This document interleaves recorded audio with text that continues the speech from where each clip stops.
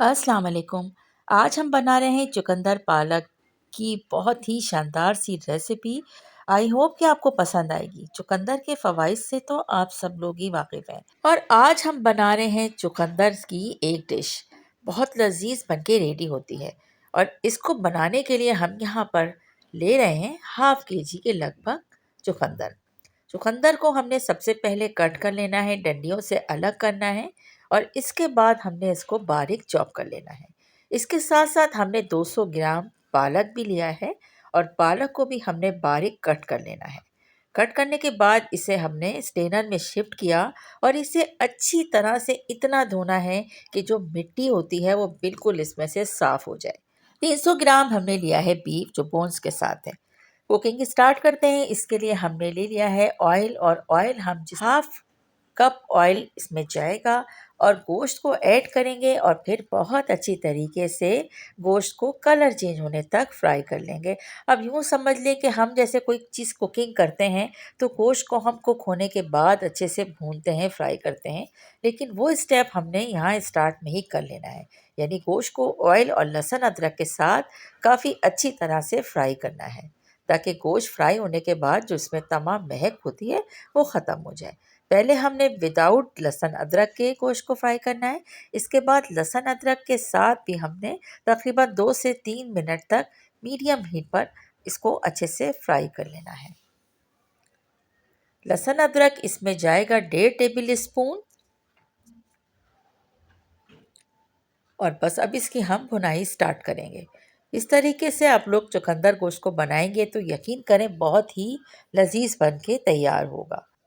गोश्त जब अच्छी तरह से लहसुन अदरक के साथ फ्राई हो जाता है तब हम इसमें ऐड करते हैं टमाटर।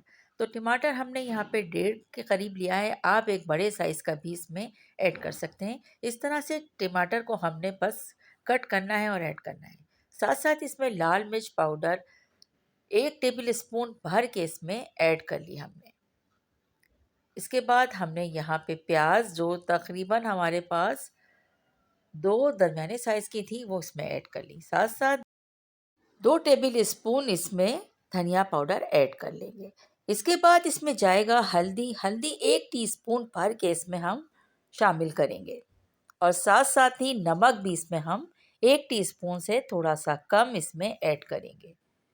इसके बाद इन तमाम मसालों के साथ एक दफ़ा अच्छी तरह से मिक्स कर लेंगे गोश्त को और लो हीट पर हमने ये तमाम चीज़ें ऐड करने के बाद कुक करना है। अच्छी तरह से लो हीट पर हमने गोश्त के साथ तमाम मसालों को तकरीबन 1 से 2 मिनट तक लो हीट पर इसे कुक करना और ये हम करने के बाद यहाँ पर ऐड कर लेंगे अब हम पालक और साथ साथ इसमें हमने जो चुकंदर पत्तों के साथ कट करके रखा था वो भी हम इसमें ऐड कर लेंगे और अब इसे मिक्स करेंगे बहुत अच्छी तरीके से क्योंकि चुकंदर के पत्ते और पालक की पत्तों के साथ ही गोश्त को हमने गलाना है। और बस पानी आप देखें यहाँ पर हमने हाफ कप ही ऐड किया है। इसके बाद प्रेशर कुकर को बंद करेंगे और हम 5 मिनट के बाद इसे चेक करते हैं तो गोश्त जो है ऑलमोस्ट हमारा डन हो चुका है, लेकिन अभी हमें इसमें काफ़ी पानी नज़र आ रहा है। तो इसको हम ड्राई करने के लिए हीट को मीडियम पे लाएंगे और इसको अच्छे से हमने कुक कर लेना है। इसके साथ ही इसमें हमने सूखी हुई कसूरी मेथी ऐड की है जिससे इसके मज़े में 4 चाँद लग जाते हैं।